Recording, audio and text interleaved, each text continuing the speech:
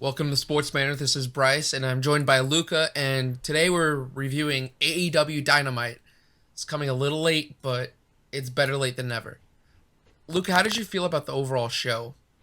Fyter Fest Night 2, overall, I thought it was a good show. Um, Nothing too crazy. It has some little highs. There's not too many lows. So overall, thought it was pretty good. One of the better episodes of Dynamite, probably in the recent couple of months, but yeah, just some good stuff. Nothing, I didn't love it, but it wasn't bad or anything. So yeah, pretty good. For me, I've been pretty in love with every live AEW Dynamite event, Yeah, like, since leaving Jacksonville. yeah. They've all been great. Road Rager, Fyter Fest Night 1, and Fyter Fest Night 2 have been all exciting, and they've pumped me up for the next week of action. That's the most important thing, I think. For before we even get to Fight for the Fallen, we're going to talk about Fyter Fest Night 2, and we started off with Chris Jericho versus Shawn Spears. Luca, how did you feel about the whole stipulation with the how Shawn Spears can use a chair but Jericho couldn't? That makes sense to put a stipulation on each match. Makes MJF look more heelish, more of a jerk. Make it harder for Jericho, so when Jericho wins, he looks more triumphant and stuff. And this fits Sean Spears' character with being the chairman or chairman. So I was fine with it. It was a good match. I figured Jericho would use a chair somehow, and he threw Sean Spears into a chair. Um, yeah, I really enjoyed it. I thought for a second Spears almost had it when he hit him with a chair shot and then did the C4. Yeah. But I was like, Jericho's gonna win, and then Jericho hits the Judas effect. So yeah, I thought it was a pretty good match. I'd say like a 7 out of 10. Pretty much. I thought it was pretty good. Yeah, I really enjoyed the match. It was better than I thought it would be, just Yeah, because it's been a while since I've seen Jericho wrestle. yeah, I always get worried that oh, it's gonna be slow and boring, but this match was really good. It had me invested, and that's the important thing. But then right after that, MJF came out and straight up said, "Here's labor number two," and it's Nick freaking Gage. yeah. Um, Nick Gage, he's got to tone it down for TV. That's for sure. I didn't know much about Nick Gage when it was announced, so I didn't quite understand. But now I'm like, oh shoot, Yeah, Jericho might be in some trouble. yeah. There's a Dark Side of the Ring episode about him, and he's insane. I haven't watched it, but I saw the trailer for it, and he's literally insane. A very interesting person. That's all I would really say. So next week it's gonna be a no disqualification match between Chris Jericho and Nick Gage. So cannot wait to see how that plays out on Dynamite live TV. So obviously they can't go too far with the violence, Yeah. but Do you think that this will be a one-time appearance for him, or do you think he's gonna be on AEW? I think it's a one-time thing. I think it's a one-time thing too. Yeah, I don't see Nick Gage really fitting in with AEW. Yeah, I can't imagine a Nick Cage fight versus Jungle Boy. Okay, so next we're Miro cuts a pre-recorded promo about how he's waiting for his next challenger, and I wonder who his next challenger is gonna be. I don't know. Maybe it'll be a surprise. Like the next whoever might get signed by AEW. It could be ex WWE guy. I don't know. Because it's not until 2 weeks from now, right? Yeah, I think so. I have no clue who it could be. It could be Mm. Christian Cage. Ooh, Maybe. I don't know. it could be, but But I also don't see him losing he's already. still feuding against the Hardy family office, though. My gut reaction was Daniel Bryan, Same, yeah. but I'm not gonna say that yet because I don't know. I don't fully buy into the he signed to AEW thing. I'm not gonna Hmm. believe it until I see it. All right. Well, moving on to the action, we have the second match, which is Frankie Kazarian versus the Big LG Doc Gallows. Yeah, I thought this match was okay. It wasn't anything too crazy at all. It was about, what, 5-6 minutes long. I figured Gallows was gonna win. I don't know, just something about, Bullet Club, or they're not really Bullet Club, Elite. They're in the numbers. They're always gonna have that advantage. Yeah, I thought the match overall was just probably like a 5. It wasn't bad. It was just mediocre. But the stuff afterwards was cool with Hangman coming out. Yeah. Okay, we're gonna talk about both. So, the match itself, I really wasn't that much of a fan of. Yeah. It was slow. I mean, it was very Doc Gallows heavy. Mm-hmm. Like, there wasn't. I don't think Frankie Kazarian got much offense in. He got some offense in, but every time he would get something going, he gets crushed by Gallows. And then there was a lot of interference that it kind of started to get annoying. That there was like 3 distractions of the referee by Carl Anderson. Mm-hmm. I guess it was too much for me. Like, it's whatever, but it also doesn't make me like, I was kind of excited to watch this match, and at the end I felt a little disappointed. After that, man, I didn't like it. I didn't like the segment after that. You did it? With them beating up Kazarian. It was, the big problem was that Kenny just straight up forgot his line. Oh yeah, Because and he was Don whispered talking into to him. Frankie.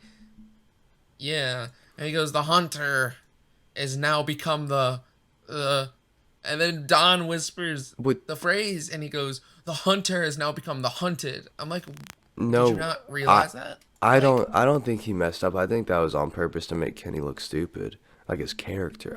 No way he forgot that. If he forgot that, then yeah, that's embarrassing. How do you forget that? That's such an easy line. It seemed embarrassing to me. Yeah, maybe it was an accident. If it was an accident, yeah, that's bad. And the stuff afterwards, it was pretty generic. Paige starts getting hit. Yeah, it's generic. And then the evil, or whatever it's called, the Dark Order comes out to make the save. Yeah, and then Kenny runs away. We've seen this already like 2 weeks in a row, but I mean, we've seen it for like months. Yeah, that's true. But I'm just excited for the match next week. So it's helped me keep my interest. Too. I wish that things are more interesting. Like, I want to now go back and count how many times the Dark Order have stopped a brawl. Yeah. In AEW, because I'm sure it's been at least 10 times where someone's getting beat up. The Dark Order comes out. They're going to save them. Mm-hmm. And then a whole brawl ensues. Like, I think it's lazy doing the same thing over and over again. Mm-hmm. That's fair. Just do something different. And then we have a promo where next week Ricky Starks is going to celebrate his FTW championship win. And it seems like Brian Cage is going to crash the party. Yeah, I figured that feud was going to keep on going. It'll be whatever to me. The matches have been fine. The segment next week will be fine. I'm not excited for it, but I'm not like mad at it. So, man, I'm excited for it. The match last week with Ricky Starks and Brian Cage was awesome. I thought it was all right. I mean, it was good. Solid work. I thought the ending to that match was a little weird. How like Hobbs was like, "No, don't use the weapon," and then he uses a weapon. Like, well, that's because they were. Yeah, I guess it was for more of the surprise, because they were still pretending that like Brian Cage was on their side. Yeah, that's true. And they're like, no, screw him over now. Yeah. Next, we have a rather short match between Wheeler Yuta and Darby Allin. Yeah, I'm not gonna lie. Before last week, the match against Sammy, I had no idea who Wheeler Yuta was. Never heard of him. Didn't know about him. He looks alright. I haven't seen too much of him. I've just seen him take 2 losses in a row. But the match was fine. It was short. There was a funny segment with the Orange Cassidy and Sting thing while the match was happening, and Darby Allin just looked so confused. But yeah, overall, the match was fine. It was like a 6, better than average, but nothing insane. Yeah, I'm interested to see what Yuta does in the future though. He looks like he's pretty good. Oh yeah, Wheeler he's wrestled a lot. He's wrestled a bit in New Japan. Okay. He's wrestled in the Independents, and he's here now in AEW. Not signed just yet, but I mean, given that he's like the protege of Best Friends, I feel like that bodes well for him in terms of being signed soon. The man's really talented. I know he hasn't had much chance to show it, but even watching the AEW dark matches with Wheeler Yuta, he's more of a technical wizard. I call him Zack Sabre Jr. Light. Okay. Because he's not on that technical level of Zack Sabre Jr., but he's pretty damn good. As for the match itself, you can understand why it's only 5-6 minutes, because Darby Allin's that much better than Wheeler Yuta. And I mean, Wheeler Yuta got his stuff in, so that was pretty cool. And the whole moment with Sting and Orange Cassidy was hilarious. Especially when Sting lazily beat his chest. Like, that was an enjoyable segment of Dynamite. So then, just out of nowhere, the Blade smacks Orange Cassidy in the face with the brass knucks. And then we're like, oh, will Orange Cassidy wrestle tonight? He will, because that's wrestling. Yeah, that part was sort of stupid. That wasn't needed. Then we have the AEW Women's World Championship match between Dr. Britt Baker, DMD, and Nyla Rose. And I still don't know how to overall feel about the match. Yeah, I thought it was pretty in middle of the road. Probably above a 5. I'd probably give it like maybe a 6. There was a lot of good stuff in the match. Nyla Rose going up to the top rope, the little knee dive, and then the ending was cool with Britt Baker with the lockjaw, and I love the Eddie Guerrero little shout out with trying to cheat that Britt Baker did with like not hitting herself with the belt and threw it to Nyla. That was cool, but there was so much kind of stuff, like the size advantage with Nyla Rose. She just kept doing stuff like that, and Britt Baker sort of didn't have any offense at certain times, and it just felt sloppy. It felt disjointed. I don't know. I think maybe planned out that could have been a better match, but I don't know. I hope Nyla Rose doesn't get a title shot anytime soon. I'm sort of sick of seeing her in the title picture. But, yeah, that's my thought. Yeah, it's weird, because there was a lot of good in this match, and it was really interesting, but they made so many mistakes, and so many, like, weird points of the match that it took me out of the match for a second, and was like, what just happened? Like, that's why I don't know how to feel about it. And then there was so many near falls, like, I still don't know how to feel. Like, was it really good, or was it just forced to be good because it was near falls everywhere? Like, that might have saved the match from being forgettable. So I think it was just all right. They need to get out of this feud right now, because Britt Baker versus Nyla Rose has not really interested me since Britt's won the title. We need Britt Baker to, like, I want Britt Baker versus Thunder Rosa. Like, that would be amazing. A rematch, that'd be good. Yes, the rematch would be fantastic. I hope that's what they're going to be building toward going forward. Then we have a press conference between Santana and Ortiz and FTR. I think this match is going to be great next week in Fight for the Fallen. Yeah, it's going to be really, really good next week. I thought the press conference was fine. It was pretty short. I'm guessing they took the idea from NXT, because Walter did a press conference. But, I mean, I've had an idea for wrestling press conferences for forever. I've always thought they needed to do them. But, I mean, promotions have done it for a while. It's just not a consistent thing. I thought the press conference was fine. Pretty good promos from each team. And, yeah, just to hype up the match next week. There's not much to say because it was pretty short. Yeah. And now, getting on to the next segment, we have the Andrade revealing his new manager, who's Chavo Guerrero. That was Yeah, pretty good. I like that. yeah. Chavo is a good addition if he's a manager. I don't want to see him wrestle. We don't need more old ex WWE guys, or just don't need more old wrestlers. Chavo looks like he's in good shape, sure, but I'd rather him be the mouthpiece with Andrade. What followed that was a very weird promo.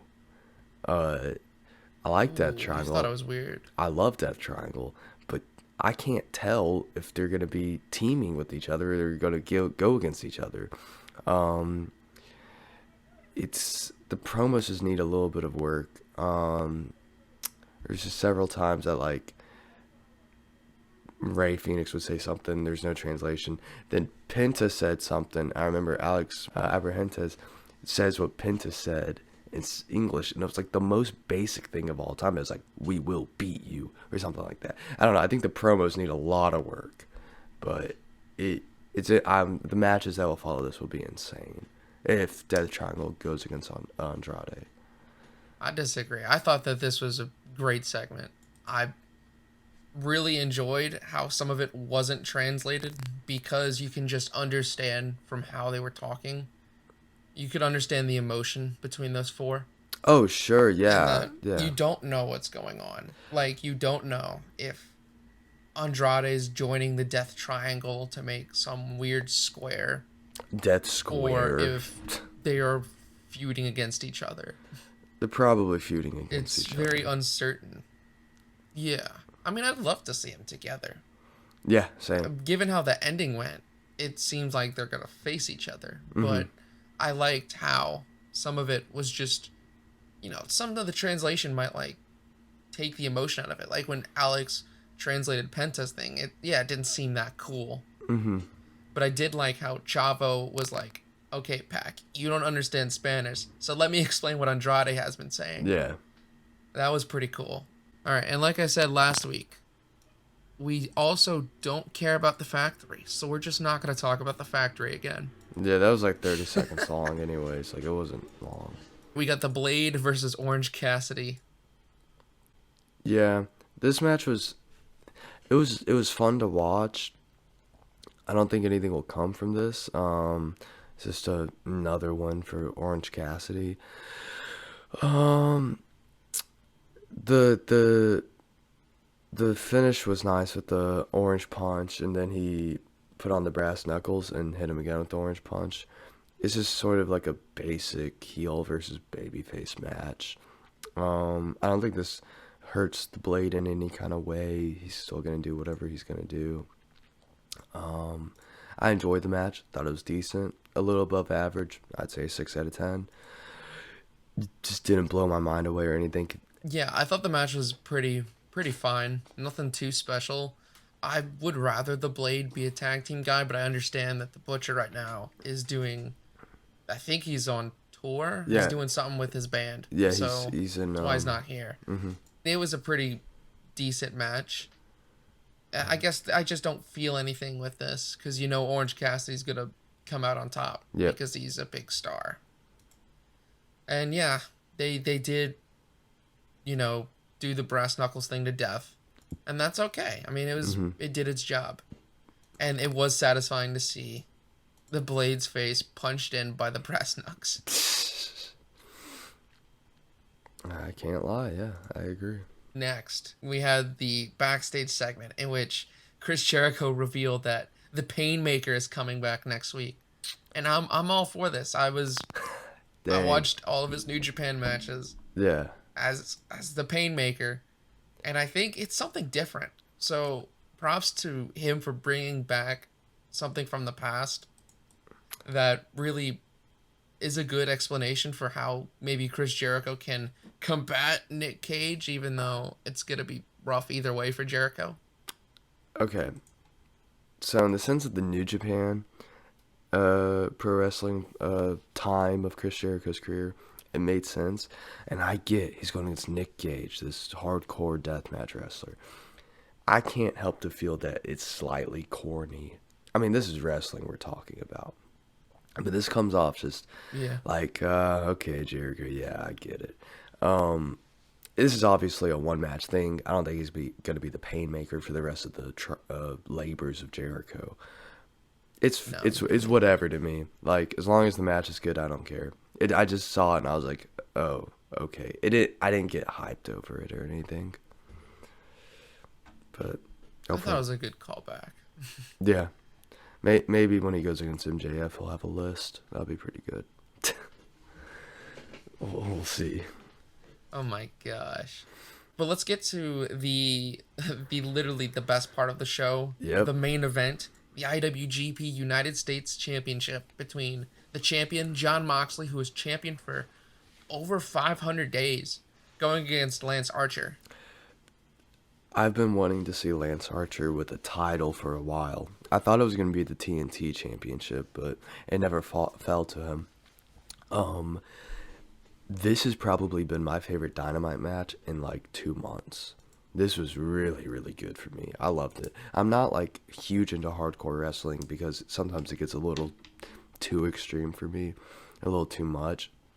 But this was perfect. I liked the low blow from Moxley like halfway through the match. They kept on flipping each other off. There wasn't too much blood. I'm pretty sure it was like, it didn't even look like it was bladed blood. I have no idea what it was. It might have been. I don't know. I thought just it was nice. The ending was cool with the barbed wire table thing. And Yeah. I love seeing Lance Archer getting the win. And next week's match is going to be good too against Hikuleo, or however you say it.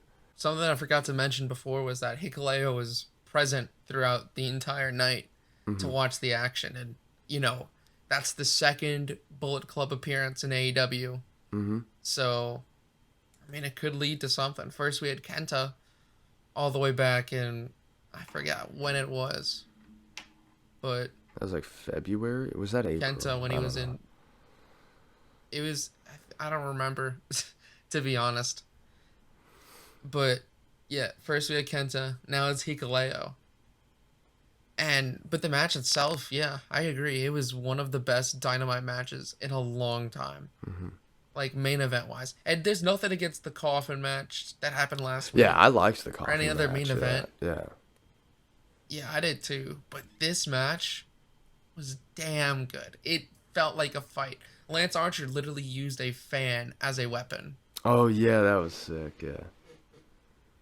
That was mind-blowing. See, it's what happens when you do new and innovative things. It gets you excited for the match. Mm-hmm. And Lance Archer was nuts. I'm going to say it straight up. I asked last week if AEW was going to one-up New Japan in the Texas Death Match. They did. Yeah. The Texas Death Match this time was way better. Yep. And Not to say that it was bad in New Japan. Even, I love AEW's callbacks to the New Japan match. oh, I thought the New Just 'cause Japan match was several fine. spots throughout the match. Yeah.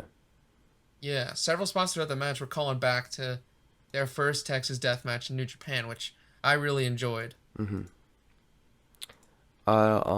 You had something to say? I also like to say, shout out to Lance Archer. He's 44 years old. Oh, yeah. I don't think people talk about that enough. He looks amazing for his age. Yeah, and how old's Moxley? Moxley's like 37, I think. Oh, he's 30. He's 35, actually. But yeah, 35, Moxley yeah. looks good there, too. Yeah, just a good performance Yeah, they from both each looked man. great. Exactly, and Lance Archer looked like a badass doing it. Mm. Completely bleeding. Knocked out Jon Moxley with... Was that a choke slam through the barbed wire table? Yeah, it was a chokeslam. Yeah, I like how AEW sell that, like, he couldn't get up because he was stuck in the barbed wire. Mm-hmm. I mean, he might as well have been stuck in the barbed wire, but he was also knocked the hell out. It was great. I enjoyed it a lot. I even said last week here on the Dynamite post-game show that I thought Lance Archer was going to win this match. And to see it actually happen was crazy. Mm-hmm. It ended Jon Moxley's 1.5-year reign as IWGP United States Championship. On an AEW show, mind you. Mm-hmm. This is a New Japan belt changing hands on AEW television. Yeah, super exciting stuff. I mean, I love seeing the forbidden door getting opened and stuff. So, like, yeah, it's going to be awesome. So before we go, we're gonna quickly talk about next week's card because it's huge for Fight for the Fallen. First, we're gonna talk about the Painmaker versus Nick Gage. Uh, I mean, it's obvious. Jericho's winning. Yeah. There's no way Jericho's losing any of these labors, Yeah. but it's gonna be a hell of a match. We all know it's gonna be a hell of a match. We have FTR versus Santana and Ortiz. I'm going with Santana and Ortiz in this one. I think it could go either way. I'll just be different. I'll say FTR. But I think that could go either way. Yeah, I guess the reason I'm going with Santana and Ortiz is that I don't know. I feel like they might be the ones that can dethrone the Young Bucks. Mm-hmm. Yeah. That'd be great to see. I would like that. Yep. And then we have a 6-man tag between Christian Cage, Jungle Boy, and Luchasaurus versus the Hardy Family Office, which for this match it's on Helico and Private Party. I think this could be the match. This could be the upset match because, I mean, Jericho's going to win. Next couple matches, I think it's obvious who's going to win. I think this could be the upset one where the Hardy Family Office gets the dub, but I'm just going to play it safe and say Christian Cage and Jurassic Express will win. Yeah, I'm going with Christian Cage and Jurassic Express only because Christian Cage is undefeated right now. Yeah. And I don't think they're going to make his first loss be to on Helico and Private Party.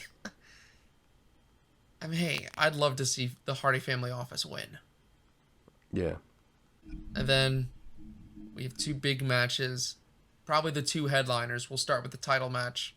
Lance Archer versus Hikuleo for the IWGP United States Championship. Lance is retaining. Yeah, I agree. Especially after Mox had a 1.5-year reign. Lance Archer's not losing it in a week. Mm-hmm. And then what I think is going to be the main event, Kenny Omega, the Young Bucks, and the Good Brothers, the Elite, going against Hangman Adam Page, Evil Uno, Stu Grayson, a returning John Silver, and Alex Reynolds of the Dark Order. Hangman and the Dark Order are getting the win here. For sure. Yeah, and I believe it's an elimination tag match. Oh, that'll be fun, yeah. More than one fall. Yeah, that's awesome. Well, I think we're going to get some Matt Jackson versus Hangman. Yeah. Just because they're very heated. Yeah. And that's a very heated rivalry. I think that's going to be exciting. And the whole next week's going to be exciting. So I cannot wait to watch Fight for the Fallen. Same. It's going to be good. That is it for this video. If you all enjoyed it, like, comment, and subscribe. And until Fight for the Fallen, we'll see you in the next video.